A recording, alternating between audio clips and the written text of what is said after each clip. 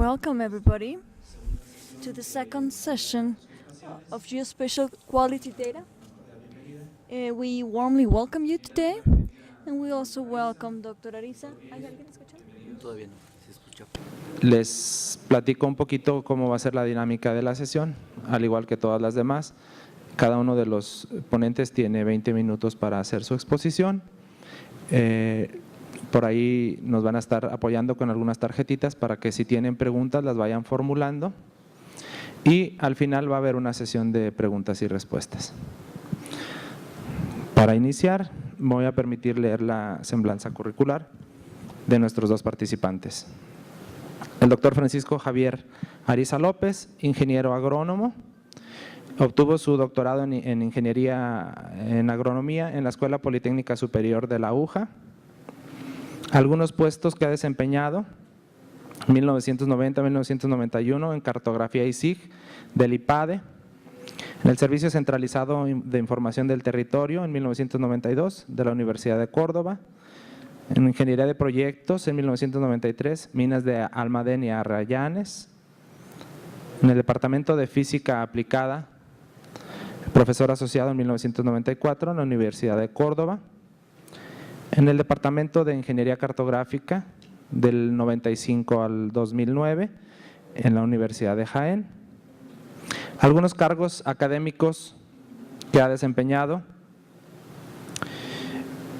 coordinador del programa de doctorado del Departamento de Ingeniería Cartográfica del 95 al 98, director del Departamento de Ingeniería Cartográfica en 2001.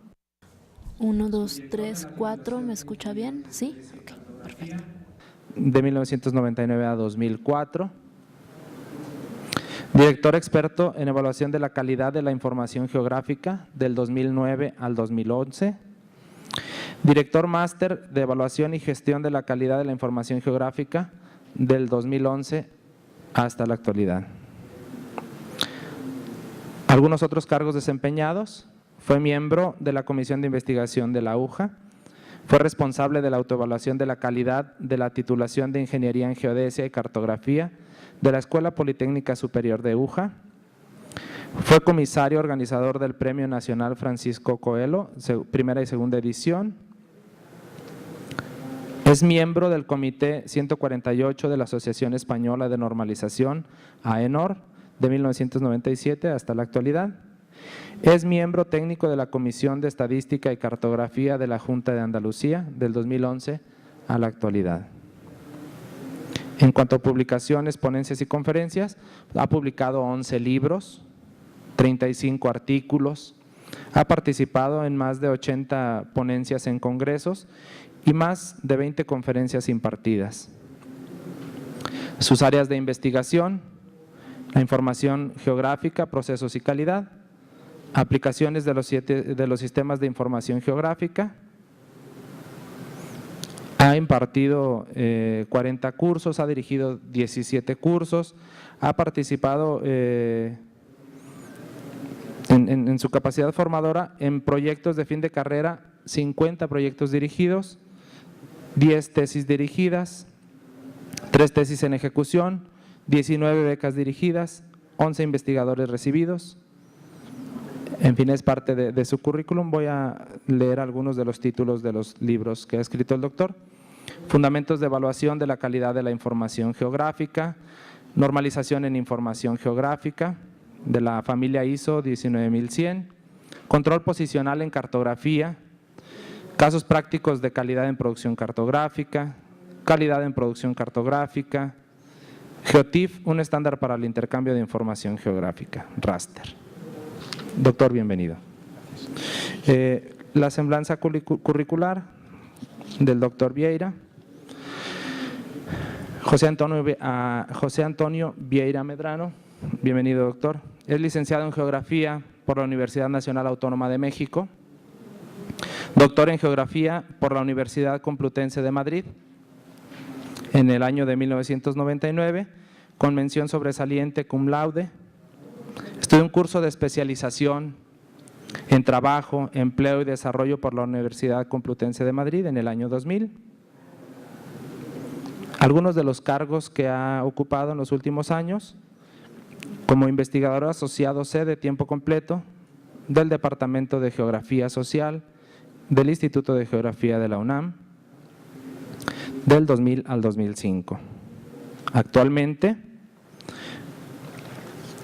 es secretario académico e investigador titular de tiempo completo en el Centro de Investigaciones en Geografía Ambiental en la UNAM. Es autor de cerca de 40 publicaciones nacionales e internacionales, entre artículos, libros y capítulos de libro. Ha participado en más de 60 eventos académicos de carácter geográfico, tanto nacionales como internacionales. Bienvenidos sean. Le cedo la palabra, doctor.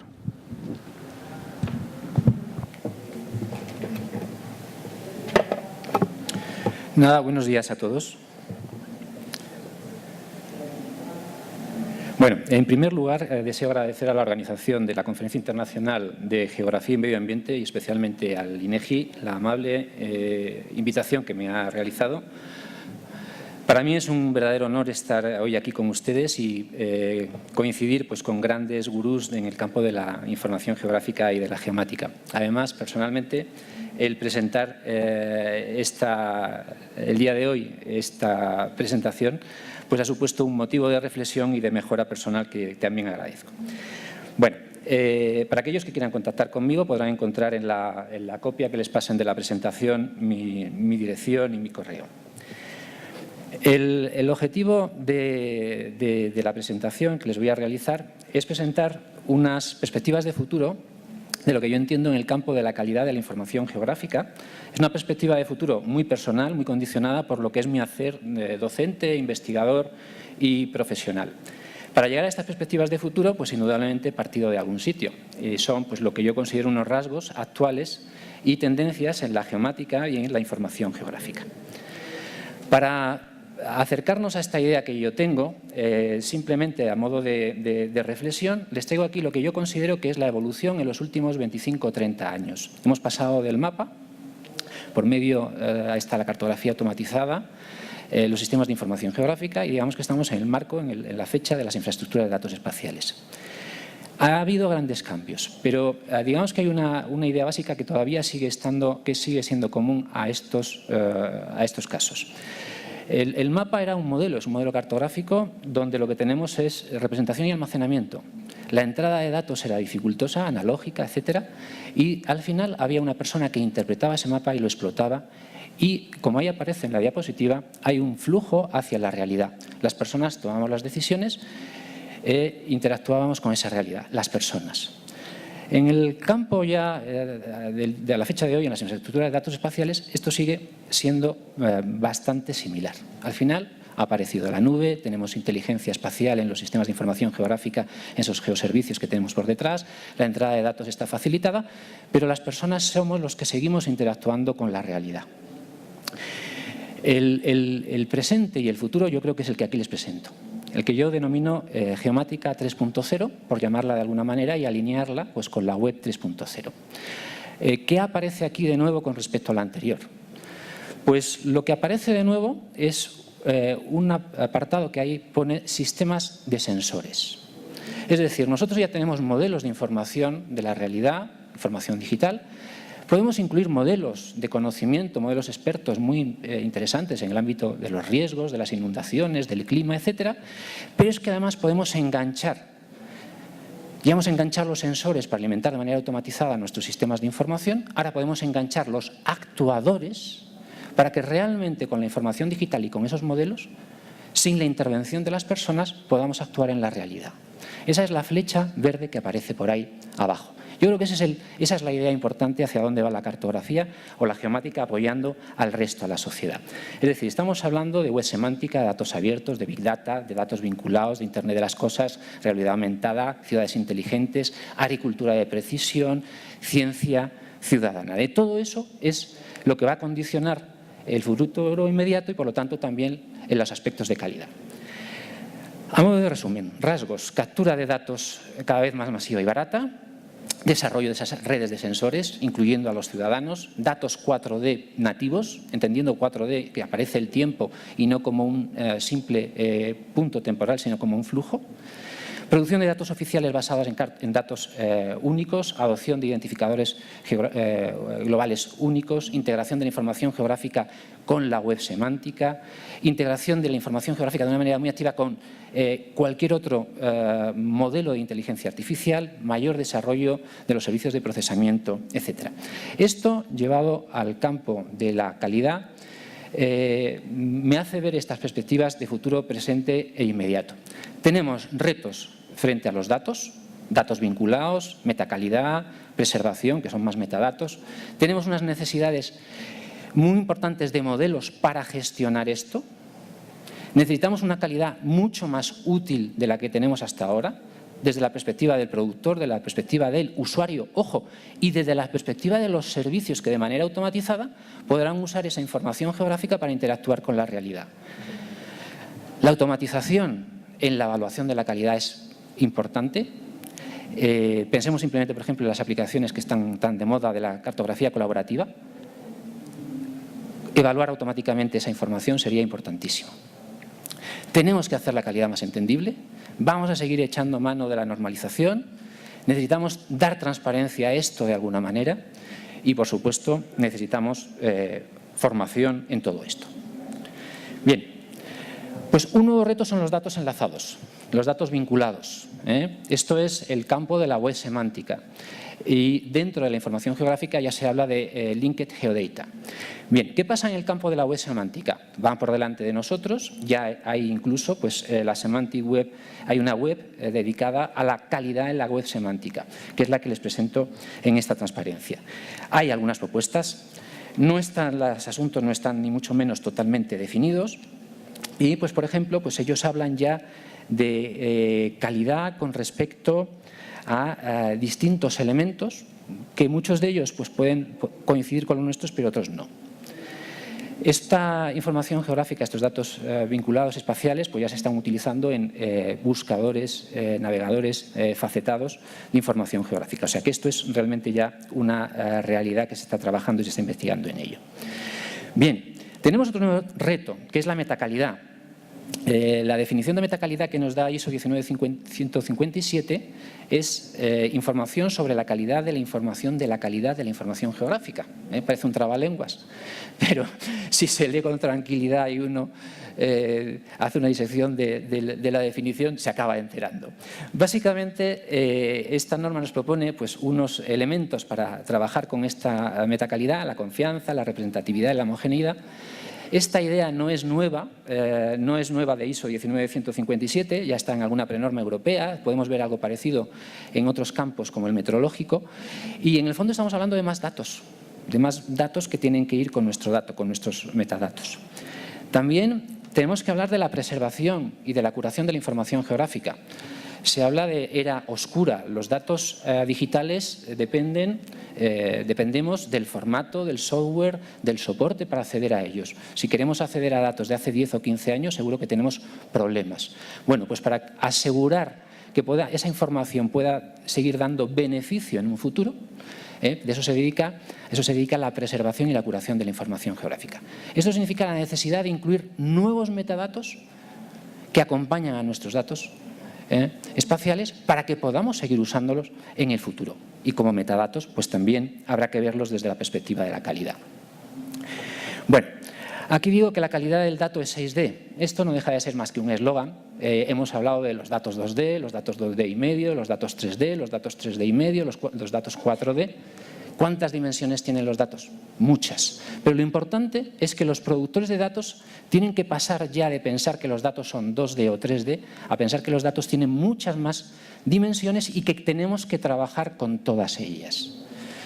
A mí no me gusta hablar de datos espaciales, a mí me gusta hablar de información geográfica. ¿Por qué? Porque justamente creo que hay una estructura y un conocimiento detrás que es lo que se diferencia al dato de la información. Antes hablábamos de mapa y nadie pensaba que un mapa fuera un dato.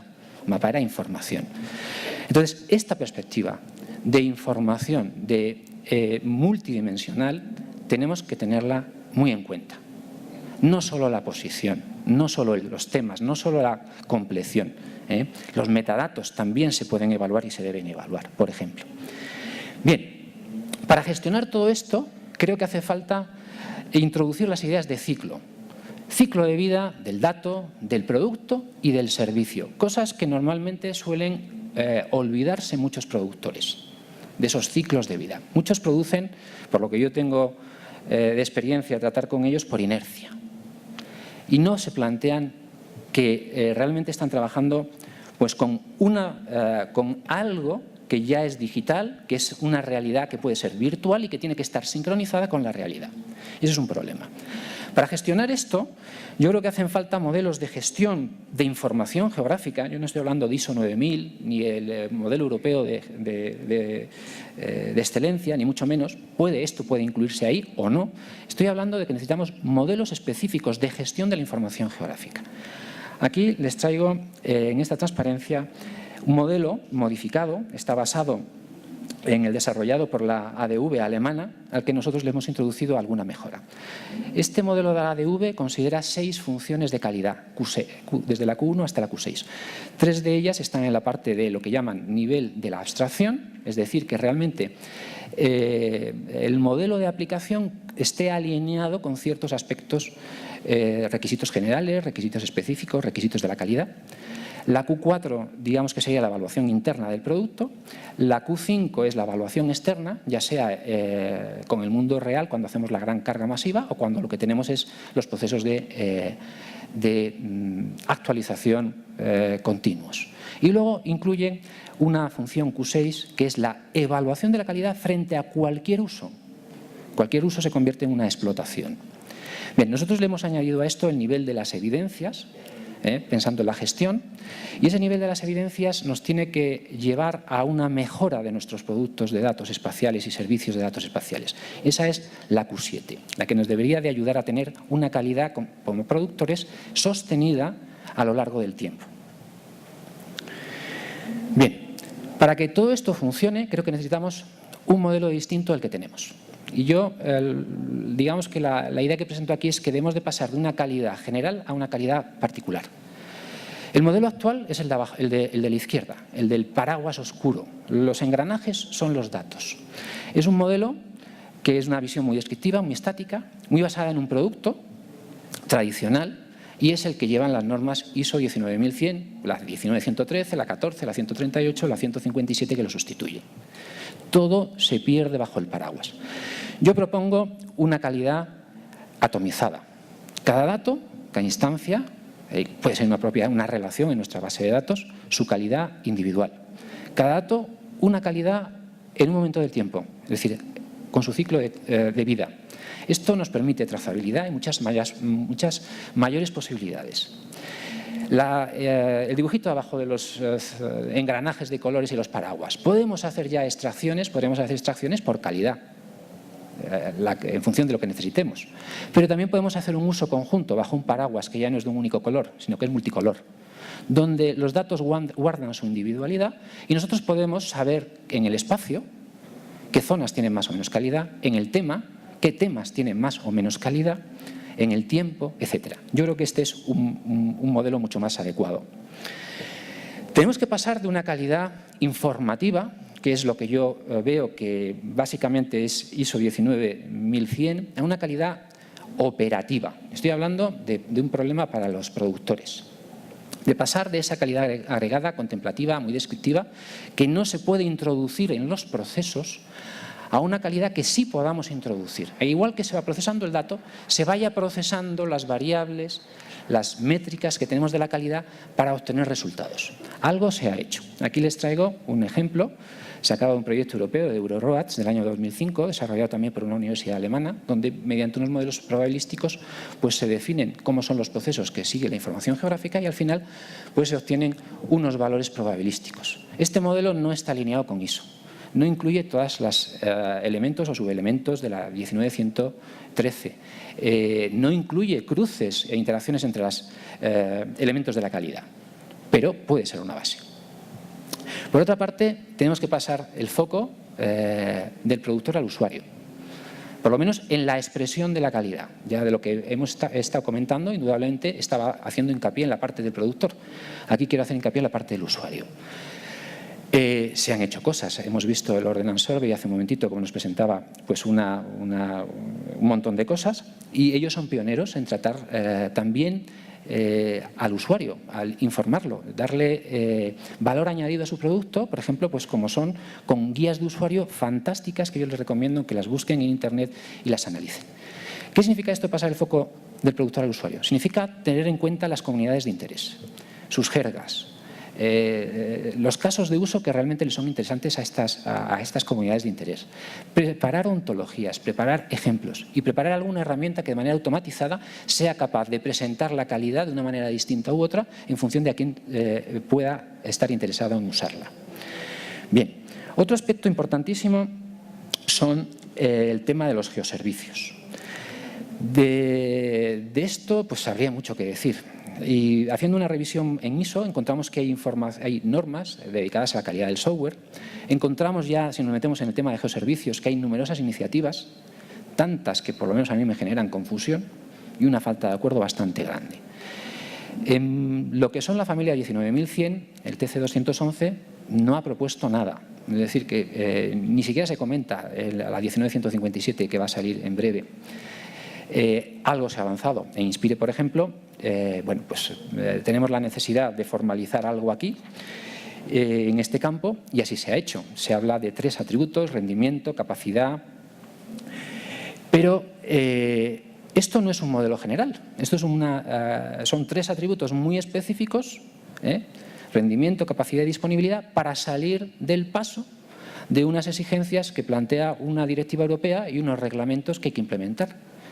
Se habla de Get Capabilities y de Get Maps, pero hay muchos servicios, hay muchos geoservicios, no están contemplados, no tenemos unas directrices generales. Esto hay que hacerlo mucho más útil. Bien, otro aspecto importante. Creo que la calidad va a poder ser evaluada de manera automatizada. E indudablemente ya hay cosas que se evalúan de manera automatizada.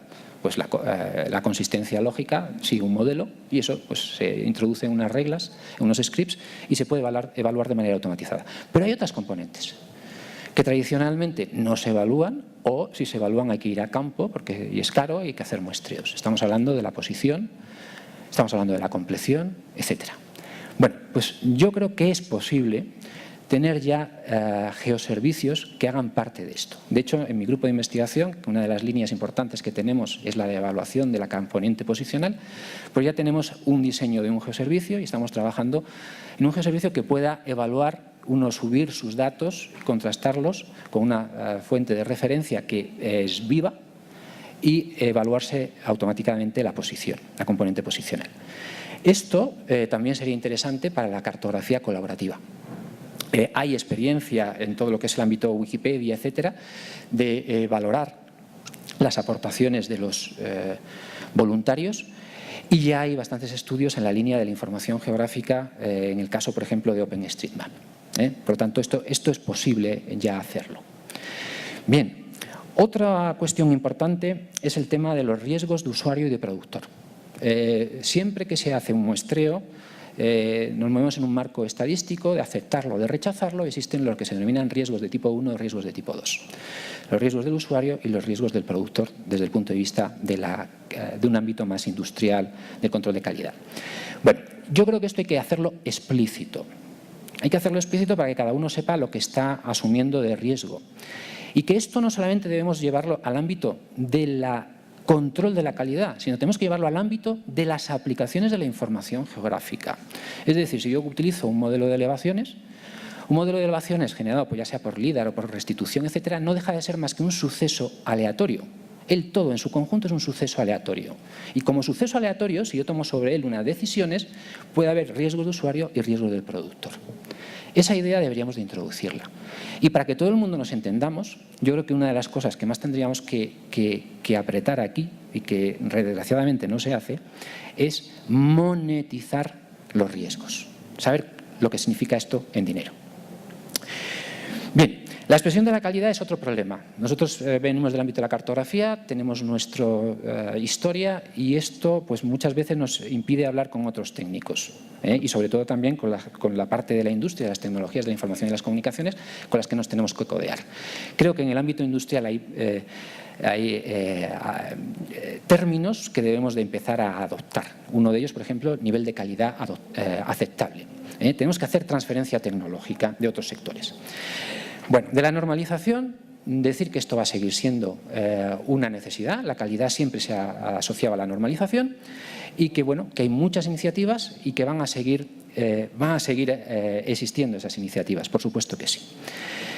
Pero tenemos que avanzar un poquito más, tenemos que dar transparencia al sistema y para eso necesitamos agentes de certificación de conformidad.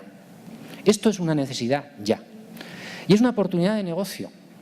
Hay poca competencia, las agencias cartográficas no saben de certificación en muchos casos, los cuerpos normativos no saben de información geográfica y las empresas que hay en el sector, por lo menos a nivel de Europa, Bureau Veritas, Norse Veritas, APP+, AENOR, etcétera, no saben de información geográfica.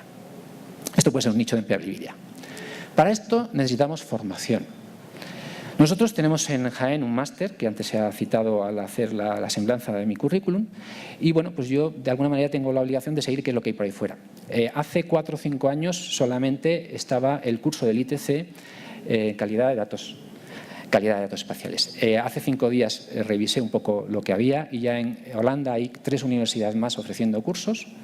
ESRI, por supuesto que sí, también los ofrece, pero centrado en su plataforma, algunas empresas americanas. Bajo mi punto de vista, algunos de estos cursos pues son centrados en herramientas específicas de una empresa o son algunos de ellos demasiado especulativos. Nosotros pensamos, y eso es lo que hacemos desde Jaén, pues en una formación más amplia, más basada en estándares abiertos y más basada en las necesidades reales de los productores. Una oferta centrada en la evaluación de la calidad de la información geográfica y la gestión de la calidad. Las dos cosas son importantísimas. Bueno, y para finalizar, simplemente como conclusión, indicarles que la evolución de la gemática va en esta línea de la web 3.0 que ya se ha mencionado también en otras ponencias, que el futuro inmediato está lleno de retos y de oportunidades. Aquí hace falta investigar, hay sitio para todos. Creo que la calidad de la información geográfica debe ser más útil para todos y eso significa en la gestión, en la producción, significa para los usuarios de la información y de los servicios y significa también para los propios sistemas automatizados, es decir, para esos geoservicios o aplicaciones inteligentes que usan información geográfica. Es decir, si yo voy a usar un vehículo como el que nos propone Google no tripulado, ese sistema también necesita una calidad más útil.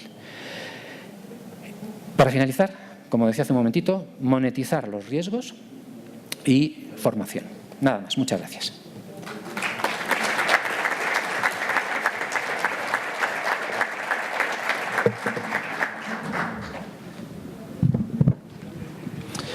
Muchas gracias. Doctor, te cedemos la palabra.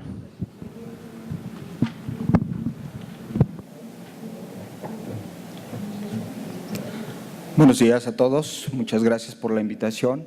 Agradezco mucho al INEGI por este acto, este evento y a todos ustedes por estar aquí en la presentación. Bueno, a diferencia de la ponencia que me antecedió, y un poco de alguna manera estableciendo una diferencia con respecto a lo que es la construcción y digamos la elaboración de datos estadísticos, datos cartográficos. Mi presentación tiene que ver más con el otro lado de la moneda, que es la utilización de estos datos. O sea, cómo a través de los datos generados, a través de los datos, elaborados, podemos nosotros desde la academia, desde mi campo, utilizar estos datos y ver y evaluar un poco la utilidad de estos datos, porque de ellos depende, digamos, los diagnósticos que nosotros pudiéramos reconocer y por lo tanto las propuestas de política pública en el sentido de reconocer una mayor planeación y evitar una serie, digamos, de aspectos adversos en el plano que los queramos nosotros perfilar, encuadrar. En este caso en particular, nosotros hicimos una evaluación con datos estadísticos y cartográficos generados por el INEGI que tienen que ver con dos elementos fundamentales en las problemáticas nacionales. Uno tiene que ver con la pobreza. En este caso se evalúa lo que es la precariedad habitacional en el marco de la pobreza. Y por otro lado tiene que ver con un problema que recientemente hemos padecido y seguimos padeciendo, ¿no?, que es las inundaciones. Entonces nosotros en un proyecto de investigación en el Centro de Investigaciones en Geografía Ambiental nos dimos a la tarea de reconocer dos elementos fundamentales: la vulnerabilidad social a través del problema de precariedad habitacional y el fenómeno de inundaciones en una ciudad media. Quiero llamar su atención en el sentido de que no es un caso atípico o un caso aislado desde el punto de vista de la problemática que les quiero mencionar. Es un ejemplo de una problemática que no solamente atañe a relaciones nacionales, sino que incluso a nivel mundial tiene una repercusión muy, muy importante. Estos dos temas en el marco del contexto de la ciudad de Morelia. Bueno, un poco para entrar en tema, hemos visto a lo largo de la historia cómo ha crecido las ciudades en general y cómo han pasado de un modelo de una ciudad compacta, ¿no?, una ciudad concentrada, a un modelo de una ciudad expandida, a un modelo de ciudad fragmentada, difusa, ampliada, y por lo tanto cómo a través de este tipo de modelos de crecimiento urbanos se denotan una serie de problemáticas que no tienen que ver, y ya lo veremos más adelante, con los fenómenos naturales en sí, sino con una falta de planeación que nos lleva a tener unas ciudades caóticas, unas ciudades poco planeadas, unas ciudades que de alguna manera generan un problema a través de los mecanismos que estamos desarrollando. Dicho esto, dentro del marco del patrón de desarrollo económico y por lo tanto el patrón de desarrollo territorial que las acompaña, vemos que actualmente hay un fenómeno llamado periurbanización, que es donde justamente las ciudades en su marco exterior están creciendo de forma irracional, de forma poco planeada, indiscriminada, con una serie de problemáticas que empiezan a caracterizar los espacios orilla o los espacios de la periferia urbana desde el punto de vista del cambio, de la transformación de uso del suelo. Estas áreas periurbanas son fundamentales en el reconocimiento de la planeación de las ciudades y están caracterizadas básicamente por una serie de condiciones que en su contexto general atañen, digamos, o demeritan la calidad de vida de sus pobladores. Tiene que ver con una transición rural-urbana, tiene que ver con una desigualdad social lacerante, tiene que ver con una reconfiguración territorial, una expansión de las ciudades con respecto a los ámbitos rurales, ausencia de normatividades, asentamientos humanos sin planeación y suelos a bajo costo. Entonces, esta es una problemática que de alguna manera está vigente, está, digamos, latente en todas las ciudades de América Latina y por lo tanto en nuestro país, ¿no? ¿Cómo medimos o cómo establecemos los parámetros, las variables que tienen que ver con lo que es el primero de los aspectos a estudiar, la precariedad habitacional? La literatura nos dice básicamente que son 4 elementos los que tienen que ver con este digamos, proceso. Uno tiene que ver con la carencia de servicios básicos, el otro con la fragilidad de los materiales de construcción de viviendas, el otro con el hacinamiento y el último con la inseguridad de la tenencia de la tierra. De estos 4 podemos tener información de 3 de ellos, ¿no? Lo que es carencia de servicios básicos, fragilidad de materiales en vivienda y hacinamiento en información estadística generada por el INEGI. El de inseguridad de la tenencia de la tierra no se tiene, no tenemos esa información. Sin embargo, podemos complementar a través de otros elementos estadísticos el índice de precariedad habitacional, como tiene que ver con empleo, educación, salud, ¿no? Si vemos un poco la problemática a nivel mundial y a nivel de América Latina, tenemos que el fenómeno del desastre por inundaciones abarca más o menos en los problemas de desastre un 34%, seguido por el de huracanes con un 25% y por último el de terremotos. De hecho, estas tres fenómenos naturales son los que más repercusión tienen a nivel mundial y a nivel de América Latina, y México no es la excepción, ¿no? Vemos cómo a nivel nacional de 1974 a la fecha se han incrementado el número de eventos y cómo de alguna forma también lo reconocemos que es básicamente en ciudades medias y ciudades pequeñas, ya no son las problemáticas de las grandes ciudades, sino que son también ya ciudades que están creciendo bajo este esquema y este patrón que les comento, que están teniendo un peso importante, ¿no? Al 2004 se calcula que 80 millones de personas fueron afectadas por año y las pérdidas económicas ascendieron a 250 millones de dólares, o sea, no es muy significativo este dato, ¿no? En concreto, el caso que les quiero presentar en Morelia, bueno, pues es una ciudad que de alguna manera muestra las problemáticas que les he venido comentando en el sentido de un espacio limitado para crecer, altos niveles de marginación, inseguridad, precariedad, una ocupación de espacios o de suelos no aptos para el desarrollo urbano, como lo veremos más adelante.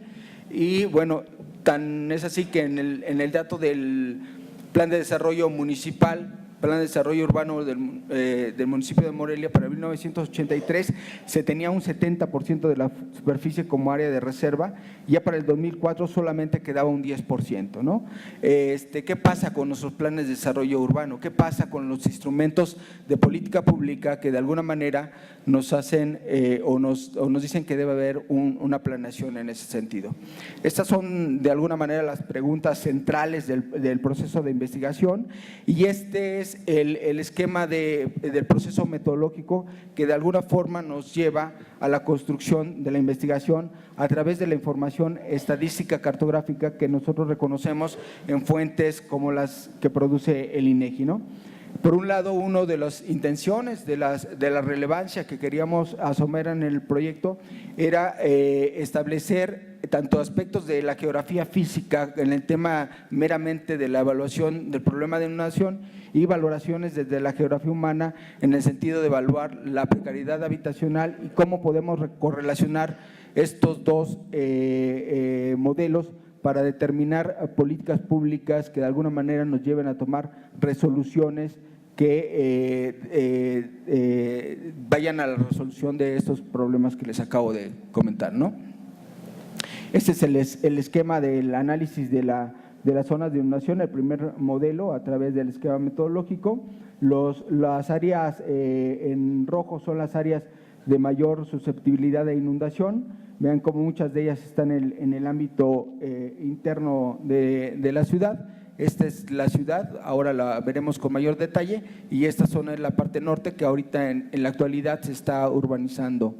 Tenemos que la ciudad, como muchas ciudades intermedias a nivel de América Latina y en México en particular, ha tenido un crecimiento desmedido a partir de la década de los 80 en una primera fase, y luego a partir del año 2000 con las políticas neoliberales ha tenido también otro crecimiento de expansión sumamente relevante. Podemos reconocer, por ejemplo, algo muy emblemático: la ciudad se funda en 1541 y vean ustedes cómo de 1541 hasta 1980 tiene un crecimiento mínimo la ciudad, y es a partir de esta fecha que empieza a tener un despunte considerable, ¿no? Considerando actualmente una población de más de 1 millón de habitantes, estableciendo, digamos, proyecciones para el 2030, ¿no? Si hablamos de una población flotante de la población en la región de Morelia, podemos tener actualmente esa población a la fecha, ¿no? Este es un modelo de crecimiento de la ciudad, también a partir de bases cartográficas del INEGI, y podemos ver cómo la ciudad se concentra en sus perímetros naturales a través de en el interior de los ríos, el Río Grande y el Río Chiquito, hasta entrado el siglo XIX, y cómo es a partir del siglo XIX que esta ciudad empieza a desbordarse a través de los ríos, y es ya en el siglo XX donde tiene un crecimiento exponencial la ciudad, que de alguna manera es importante destacar que empieza a ocupar espacios no aptos para el desarrollo urbano, ¿no? Si recordamos el modelo, un poco el modelo de inundación, vemos que toda esta zona es una zona que no es apta para el desarrollo urbano, son zonas bajas y son proclives a la inundación, ¿no? Entonces, estas son las variables que utilizamos para reconocer la precariedad habitacional del INEGI para el año 2000 y 2010. Aquí cabe reconocer que no se tuvo una secuencia en las variables, por lo tanto es importante reconocer que el modelo de precariedad habitacional para ambas fechas no puede ser, digamos, comparativo, es indicativo, digamos, un poco el proceso, pero no es comparativo en el sentido que las variables cambiaron de un año a otro. Creo que esto es algo muy relevante en el sentido de darle continuidad a la información estadística que se genera para poder establecer estudios sistemáticos de corto, mediano y largo plazo, ¿no?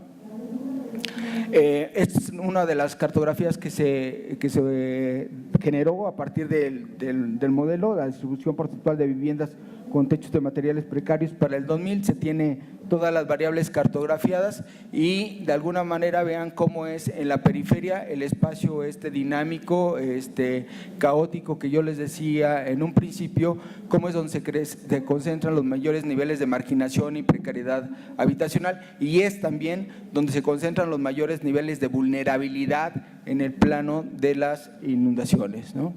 Estos son los dos modelitos que se tienen para el año 2000 y el 2005.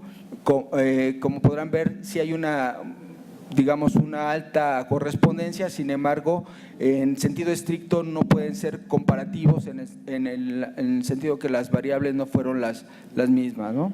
En términos generales podemos reconocer que la ciudad tiene un nivel de precariedad medio.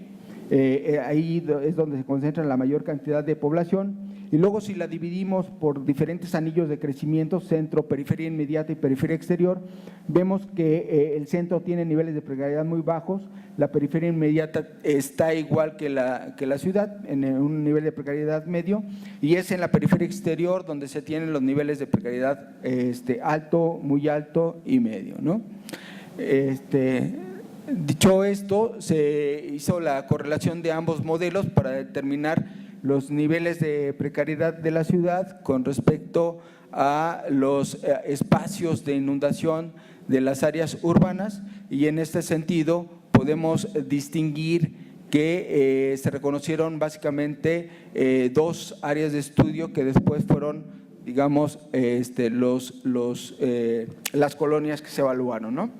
Esto es un modelito que estamos desarrollando retrospectivo. Para el año de 1970 tenemos una superficie de 3.500 hectáreas con una población afectada por inundaciones de 40.000. Si vemos para el año 1999 la superficie de la ciudad crece en 5.427 hectáreas y la población afectada asciende de 40.000 habitantes a 128.821, ¿no? Y para el año 2005, con la misma precipitación promedio mensual, tenemos una superficie que se duplica básicamente en el plano territorial, pasa a casi 10.000 hectáreas, y una población afectada que pasa de 128.000 a 186.000 habitantes, ¿no? Entonces, esto nos dice mucho desde el punto de vista de la planeación, ya que si vemos el análisis espectral de las inundaciones a partir de 1947 y hasta la fecha, vemos que los picos de la precipitación no rebasan, digamos, una anomalía, no tienen una anomalía en los niveles de precipitación. Sin embargo, el problema sí se acrecienta. Los recuadros marcados en azul, que son para las fechas 2003, 2005, 2006, son los eventos meteorológicos en donde se tuvieron las mayores pérdidas, tanto materiales, económicas, por el fenómeno de inundaciones, ¿no? Este es el mapita de densidad de la población y corresponde que básicamente en el espacio donde hay una mayor densidad de población se tienen los mayores niveles de afectación también. Otro hecho importante que podemos destacar es que del año 1990 al 2000 se tiene una población afectada que pasó de 128,000 a 157,000, incrementándose en 28,000 habitantes, y tan solo en 5 años, en la mitad del periodo del 2000 al 2005, esta población afectada ha sido superada, con lo cual tenemos que las colonias que se fundaron en el año de 1950 siguen padeciendo este problema, y hay muchas colonias en la periferia de la ciudad que se están digamos, sumando a la mancha urbana de Morelia y que tienen este problema de su creación y que tienen serios, digamos, espacios que han sido sumamente dañados por esa zona, ¿no? Aquí los casos de estudio, aquí no me voy a detener, simplemente comentarles que estamos en este análisis desde el punto de vista de estimar el tipo de reacción y el tipo de adaptación que está teniendo la población a nivel ya local, ¿no? En ese sentido, para terminar ya en las conclusiones, la dinámica del crecimiento demográfico de la ciudad se encuentra representada por los escenarios de la periferia inmediata y exterior. La periferia inmediata concentra la mayor población y superficie urbana de la ciudad. Sin embargo, la periferia exterior actualmente presenta ritmos superiores a los otros dos contornos, caracterizado por su alta precariedad y sujeta a la carencia de servicios de electricidad, agua potable, drenaje e infraestructura hidráulica, así como empleo, servicios de salud, educación y seguridad. Incremento de asentamientos periféricos en riesgo. Perfecto. En riesgo de inundaciones sobre espacios que regularmente se encuentran fuera de la normatividad oficial y ocupados por población de bajos recursos económicos en búsqueda de vivienda. Los registros de precipitación mantienen cierta homogeneidad en la serie de tiempo estudiada, manifestando que es un elemento fundamental en la formación de inundaciones, pero no es la principal causa de desastre, como sí lo es la ocupación de zonas no aptas para el desarrollo urbano. Uno de los factores principales en la formación del riesgo por inundaciones es la constante reconfiguración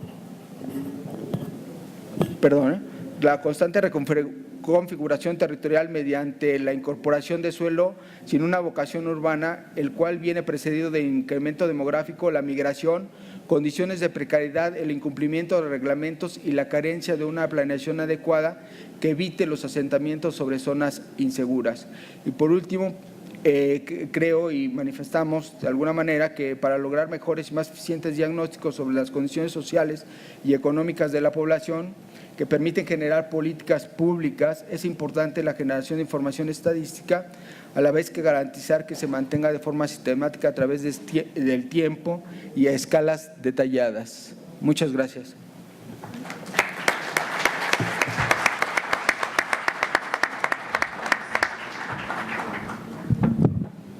Agradecemos la participación del doctor Vieira. Pasamos a la sesión de preguntas y respuestas.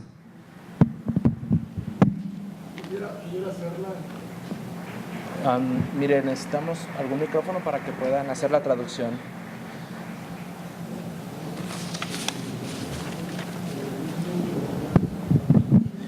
Mientras le pasan el micrófono, Cecilia Gutiérrez del Centro Geo. Nada más vamos a hacer estas 3 preguntas y la que usted va a hacer, porque empezamos un poquito tarde y para concluirlo.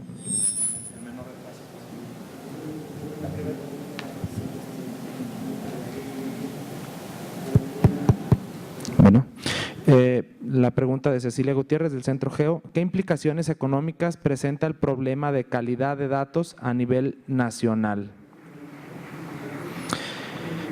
Me imagino que la pregunta es para el doctor. Bueno, pues muchas gracias por la pregunta, pero la verdad es que la contestación es imposible, ¿eh? Creo yo, sinceramente. Justamente una de las cosas que he dicho es que hay un problema de monetización. No hay prácticamente ninguna experiencia, o al menos yo no tengo conocimiento a partir de mis búsquedas por internet y de los contactos que tengo en que esto se haya realmente se haya hecho, ¿no?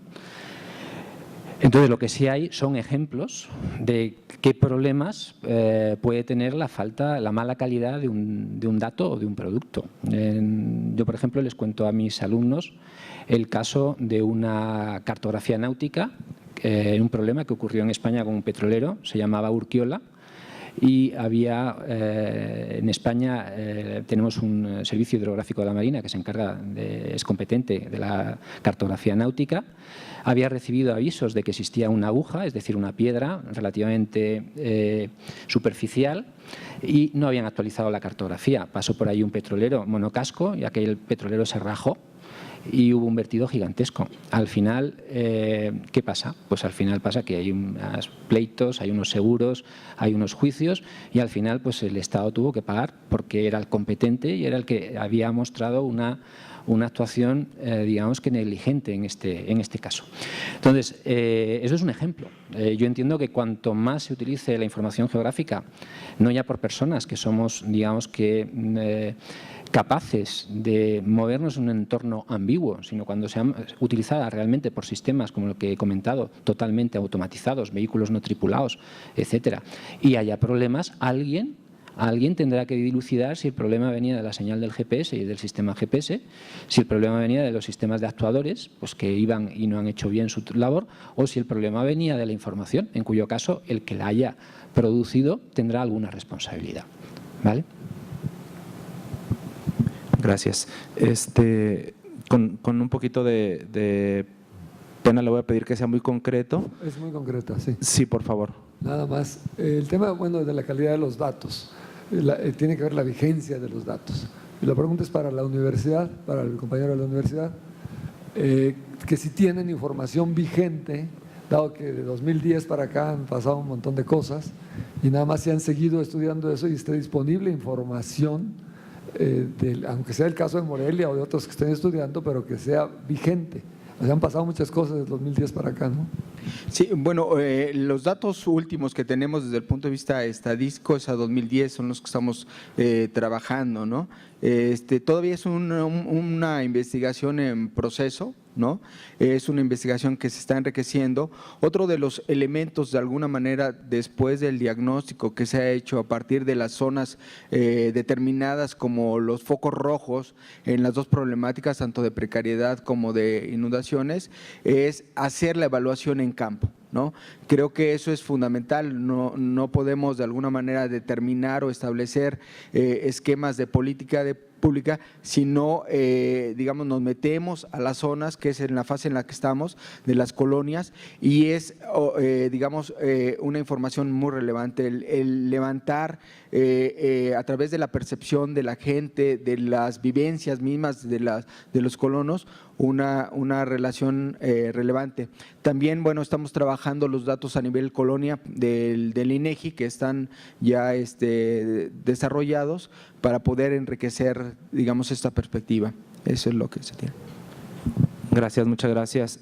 Quedan dos preguntas pendientes. Les voy a pedir a José Luis Solarte y Antonio Rodríguez si podemos buscar ahorita, terminando la sesión, al doctor Ariza para que le responda sus preguntas. Doctor, vamos a aprovechar de usted aquí afuera, por favor. Y bueno, para concluir la sesión, hago entrega por parte del comité de la Sigma un reconocimiento y un agradecimiento a cada uno de los participantes, y les pido un aplauso para ellos.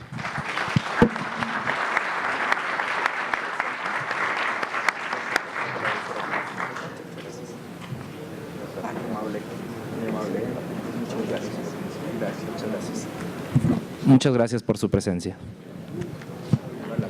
Sí, claro que sí. Claro que sí.